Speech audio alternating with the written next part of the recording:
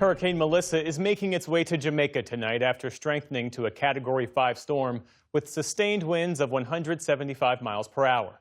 Authorities have already started mandatory evacuations across the island as they move to close the nation's airports. Officials have also opened more than 800 emergency shelters. The storm has already caused extensive damage as its outer bands have already dropped heavy rain in Haiti and the Dominican Republic. And now it's heading west towards Jamaica overnight and Cuba on Wednesday. So far, it's claimed 3 lives in Haiti and 1 in the Dominican Republic. For more on what the island nation can expect in the hours ahead, we're joined by Matthew Cappucci, senior meteorologist at MyRadar. Thanks for being back with us. Good to be here. So, as I understand it, you flew into the eye of this hurricane last night in a Hurricane Hunter plane. What did you observe about this storm that people should know? Yeah, so about a week ago, I was trying to figure out my coverage plans in terms of would I be going to Jamaica, would I be chasing it elsewhere, and we decided the safest option would be to basically attack it from the air. I reached out to NOAA PR, National Oceanic and Atmospheric Administration, and arranged to get myself a seat on this flight into the eye of Melissa. And for folks to understand, hurricanes are sort of like atmospheric sink drains. All the air rushes into the eye wall, that buzzsaw ring of winds around the center.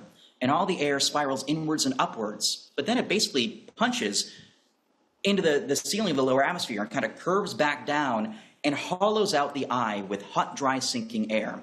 And so as we were flying into the hurricane, the turbulence obviously very extreme. It was like being on a space mountain at Disney World or a roller coaster in the dark, jostling to and fro, up and down, you name it. And that lasted about 10 minutes. And then suddenly we were in the oasis of calm, this incredibly calm, picturesque eye. I could see something called the stadium effect. Basically, I'm in this zone of calm, but all around me I can see 50,000-foot thunderclouds swirling around in the eye wall with 150-plus mile-per-hour winds. And yet, even just for about 90 seconds where I was, it was perfectly still. It was super warm, too, because the eye was 16 degrees warmer inside than outside. So I actually began sweating a little bit. It was breathtakingly beautiful and calm and peaceful, and yet also horrifying, knowing that all around me, that hellacious buzzsaw wind was heading for Jamaica. Well, what does this mean for Jamaica when Melissa hits? This will be an unprecedented event in Jamaica. The last even comparable event was back on September 12th, 1988, when Gilbert hit as a high-end Category 3. But it's important people understand that a Category 5 is exponentially stronger, probably an order of magnitude stronger than a Category 3. Category 3 might cause some structural damage. Category 5 leads to destruction of entire neighborhoods and isolation of entire communities. It's a multifaceted threat, too.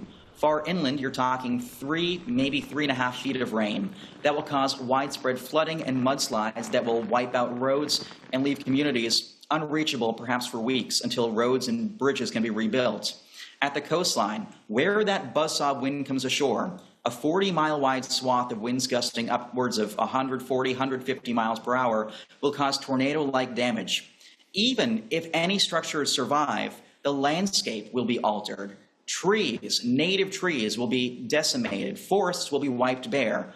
Only shredded vegetation will be left standing. It'll take years for the landscape to heal. That wind will also push water against the coastline, leading to a potentially devastating storm surge of 2 to 4 meters, up to about 13 feet. Imagine the ocean just rising to the height of a 2-floor building. All this together will tax Jamaica to its limit and potentially lead to a humanitarian crisis that could last for a very long time. Is Melissa's trajectory or strength expected to change as it heads toward Jamaica? Really, it would take a miracle for Jamaica to avert crisis at this point. We're pretty confident in where Melissa's going. It's been trending a little farther west than initially anticipated, which might, emphasis on might, be good news for Kingston, but bad news for areas on the southwestern side of the island. At this point, though, we're very confident this eye wall, the buzzsaw winds, will lift directly across Jamaica. And it might be a high-end Category 4 or a low-end Category 5 at landfall. It really doesn't matter which. It's going to cause extreme destruction. To the point the National Hurricane Center is using phrasing like total structural failure. That's the severity of this. They tend to be pretty taciturn, pretty reserved in how they use their language. when they break out phrasing like that, you know it's the real deal. Lots of folks hoping for a miracle tonight in Jamaica. Matthew Cappucci, senior meteorologist at My Radar. Thanks again for being with us. Thank you.